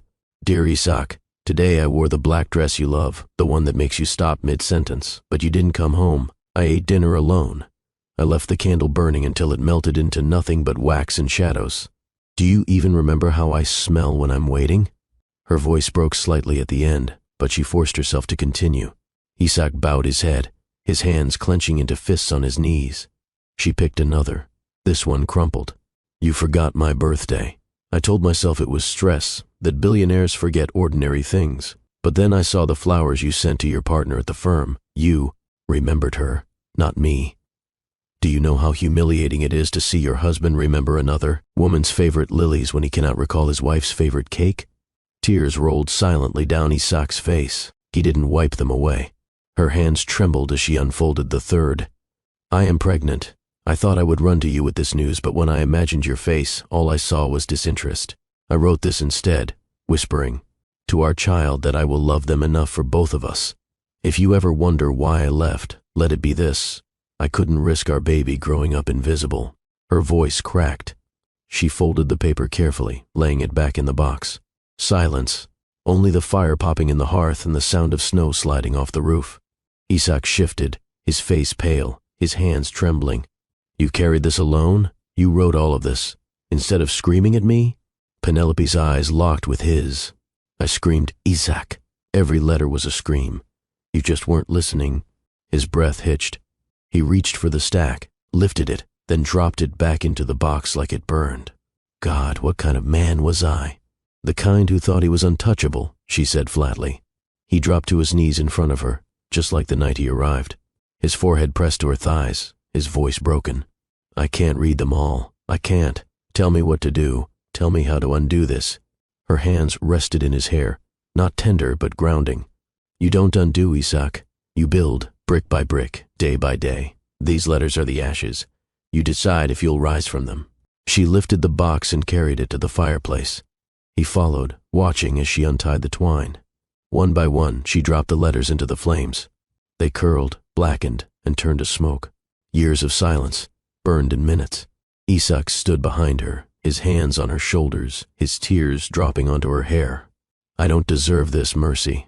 Penelope turned, facing him squarely. "It isn't mercy. It's survival. I'm done carrying the weight of your absence. If you want a place in this life, earn it. Every sunrise, every breath." He kissed her then, not with desperation, not with lust, but with a trembling vow pressed against her lips. "I'll earn it," he whispered. "If it takes me a lifetime." Penelope searched his face, then nodded. "Then we'll see if love can be rebuilt on ashes." The fire roared, consuming the last of the letters, and for the first time, the silence between them wasn't heavy. It was clean. The winter sun rose pale and soft, spilling across the snow like spilled milk. Penelope sat by the fire, Leora in her arms, rocking gently as the baby's tiny breaths warmed her chest. From outside came the steady rhythm of a hammer striking wood. She turned her head toward the window. Isak stood bare-armed in the frost, driving nails into timber with the determination of a man who had something to prove. "Your father," Penelope whispered to her daughter, "is learning what it means to build without skyscrapers." Leora stirred, a soft cry escaping her lips. Penelope kissed her forehead, her heart tightening. For years, she had begged for scraps of his time. Now, he worked for their time as though every second was holy. By mid-afternoon, the frame of the extension stood. Villagers wandered up the slope, curiosity pulling them toward the sound of labor. "That him?" a farmer asked, wiping his brow. "That's the one who came here in the storm," another whispered. Penelope watched from the porch as Isak set the hammer down, sweat steaming off his skin. He straightened, facing the murmurs without flinching. "Yes," Penelope said clearly, stepping forward with Leora in her arms. "That's my husband. That's her father." The villagers exchanged looks. Respect wasn't given easily in Silverpine Ridge, but when one of the elder women stepped forward and offered Isak a jug of cider, the others followed. By nightfall, the cabin echoed with laughter and sawdust-scented camaraderie. Later, as the villagers left, Penelope ladled stew into bowls. She set one before Isak, who sat shirtless, hands blistered but eyes burning with quiet pride. He looked at her, then at Leora, asleep in a cradle beside the fire. I used to think success was applause in a boardroom. Today, when she smiled at me, his voice cracked. That was louder than any deal I ever signed. Penelope sat across from him, spoon in hand. "Words are easy, Isak, but your blisters, they speak louder." A silence hung, comfortable this time. He reached across the table, and she let his fingers brush hers. The following evening, the villagers gathered again. They carried lanterns that glowed like stars in the snow. At the center of the circle stood Penelope, Isak, and baby Leora bundled in a blanket. Sister Marin, the retired nun who had given Penelope the cabin, raised her hands. In Silverpine Ridge, a child is welcomed by fire and song. Tonight, we name her as one of us. Penelope's throat tightened as the villagers sang softly, voices weaving together. Isak held the baby as though she were glass and gold. "Her name," Penelope declared, "is Leora. She is our light." A cheer rose, echoing through the pines. For the first time, Penelope felt they were not alone. They belonged. That night, after the villagers left and Leora was tucked into her cradle, Penelope stepped out onto the porch. The air was sharp, the stars crisp against the velvet sky. Isak joined her, wrapping a blanket over her shoulders. "I don't deserve this peace," he said quietly. "No," she agreed. "But peace isn't deserved, it's chosen. And tonight, you chose to stand beside me." He turned to her, eyes reflecting starlight. "Will you ever forgive me fully?" She held his gaze. "Forgiveness isn't a moment, Isak. It's a lifetime. You'll wake up every day and prove to both of us that you're still here." He nodded, swallowing hard. "Then I'll wake up every day until I'm old and bent, just to keep proving it." Penelope let him pull her against his chest. For the first time in years, she didn't stiffen at his touch. Before going inside, Isak bent down and kissed her hand, not with the arrogance of a CEO claiming ownership, but with the humility of a man finally learning reverence. Penelope studied him, her heart stirring with something that had long been buried. "You're not forgiven yet," she whispered. "But you're closer than you think." Inside, the fire burned steady, the cradle rocked gently, and the mountain seemed to sigh in approval. The fire cracked softly in the cabin hearth. Leora slept in her cradle, her tiny fist curled around a ribbon of her blanket. Isak had fallen asleep in the rocker, head tilted, mouth parted, a man finally at peace. Penelope sat alone at the table, journal open, quill in hand. She didn't write, though. Instead, she looked toward the shadows on the wall and spoke, not to the mountain, not to her child, not even to Isak, but to us. "To whoever listens," she whispered, voice trembling. "Let me tell you what I've learned. There is a pain deeper than betrayal. It is invisibility. When the man you share a bed with looks at you and does not see you, it kills something in you every day. He once kissed my scars and called them stars. Then he walked past me as if my soul were a chair he could rearrange. I used to stand in gowns worth thousands, hoping for one look, one word, one sign that I mattered more than his empire. But silence screamed louder than insults, and when he finally said, 'You don't fit into my life anymore,' I believed him. And I left, not because I wanted to, but because I couldn't survive another day, trying to make myself fit into a world where I had been unchosen." She glanced toward the window where the night sky glittered. Walking away doesn't always mean slamming doors. Sometimes it means carrying your unborn child in silence, clutching your dignity like a coat in a snowstorm, and disappearing before you're begged to leave. When I left that penthouse, I left more than gold faucets and glass views. I left a woman who thought her worth was measured by someone else's applause. The mountain taught me different. Up here, there are no boardrooms, no spotlights, only echoes, and in that silence, I heard my own voice again. I remembered who I was. Penelope traced the rim of her journal with her fingers. "I won't lie to you. Healing alone hurts. Nights are long, the bed is cold, and the memories, they visit like uninvited guests. But every letter I wrote to my child stitched me back together. Every time I taught a child in the village to draw, I remembered I was more than a wife discarded. I was a woman with gifts, with fire, with the power to love and be loved. Healing isn't glamorous, it's not instant, but it's possible, and it's holy." She looked at Isak sleeping by the fire, his hand resting near the cradle. And then he came back, not with roses, not with diamonds, but with regret etched into his face and rain dripping from his coat. He didn't deserve forgiveness. He didn't even ask for it the right way. But when he touched my belly and my daughter kicked, I saw a man broken enough to be rebuilt. I let him in that night, not because I had forgotten, but because part of me remembered. And sometimes, memory saves us as much as it wounds us. Her voice grew firmer.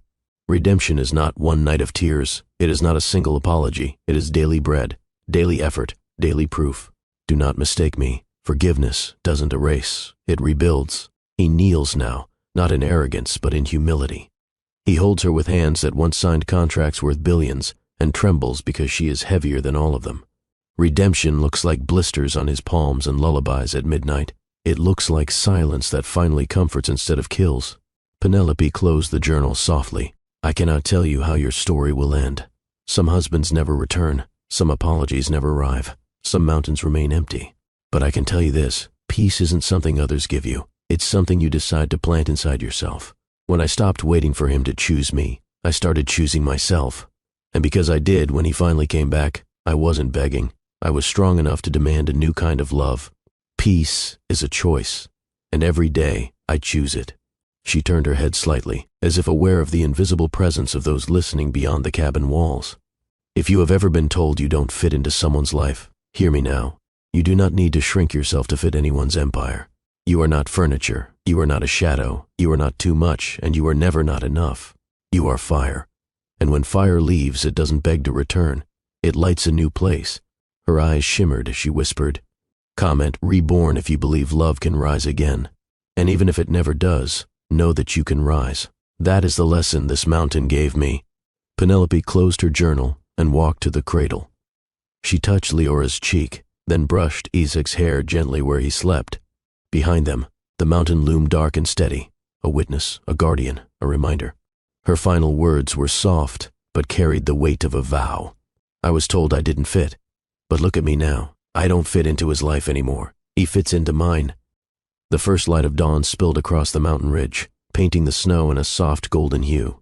Inside the cabin, the fire had died down to glowing embers, but warmth still filled the room. Penelope stirred awake with Leora nestled against her chest. Isaac was already outside, his breath visible in the frosty air, chopping wood. Each strike echoed determination, a vow kept not with words but with rhythm. Penelope watched him through the frosted window. This was not the man who had once humiliated her in front of a glittering crowd. This was the man who came back to kneel at her cabin door, drenched in rain, stripped of pride, asking not to be worshipped, but to be allowed near. The sight made her smile, quietly, for herself, for her daughter. When Isaac returned inside, wood stacked in his arms, Penelope looked at him. The air between them was different now, steadier. "You used to think power was applause," she said. He set the logs down and met her gaze. "Now I know power is being chosen every morning when you wake up beside me." Her lips trembled. "And what if one day I wake up and don't?" He walked over, kissed her forehead gently, and whispered, "Then I'll still be here, chopping wood, reading bedtime stories, carrying groceries. Because my love is not a throne you can topple me from. It's a service. And I'll serve you, with or without your crown." Tears filled her eyes, not from pain this time, but from recognition. "You finally understand," she whispered. That night, after putting Leora to sleep, Penelope sat by the fire once more. She held her journal, but instead of writing, she looked up, as though she was speaking to someone beyond the cabin walls. To the one listening right now, maybe you've been told you don't belong. Maybe someone you trusted said you don't fit into their life anymore. I am here to tell you, you do not have to fit. You are not made to contort yourself into someone else's shadow. You are the sun, and if they cannot stand your light, let them walk away, because you will shine anyway. Her voice softened, breaking with emotion. If love returns, let it. If it doesn't, let it go. Either way, you will rise.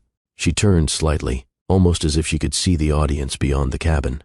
My family, please listen carefully. If this story touched you, if you've ever felt invisible, abandoned, or unworthy, you're not alone. I need you to do something for me right now. Hit the like button. It tells YouTube to carry this story to someone else who may need it tonight. Leave a comment, even if it's just one word, reborn. Tell me where you're watching from. Tell me if you believe second chances are possible. Your words may heal a stranger scrolling through the comments. And if you haven't already, subscribe to join this family of love and resilience. We are building something here. Not just stories, but a community. A place where no one is told they don't fit anymore. She leaned closer to the fire, her voice trembling with conviction. Remember, Penelope. Remember this mountain. Remember that worth is not given by another's eyes. Worth is born inside you. And when life tells you you don't fit, may you stand taller, may you walk away with dignity, and may you build a life so radiant that one day, even those who left will recognize what they lost. But most importantly, may you never forget what you gained. The camera of imagination pans outward, the cabin glowing against the snowy mountain backdrop. Isaac rocking Leora by the fire. Penelope smiling, not because her husband came back, but because she never stopped being enough. The mountain stands tall behind them, steady and eternal. Her voice fades with the last words of the story. You don't fit into my life anymore. No, you are my life now. Family, if this story moved you, comment reborn below. Let's flood the comments with hope. Don't forget, your likes, your shares, and your subscriptions keep this channel alive. Together, we can carry these stories of love and resilience across the world. Until next time, remember, you are worthy. You are seen. You are enough. Always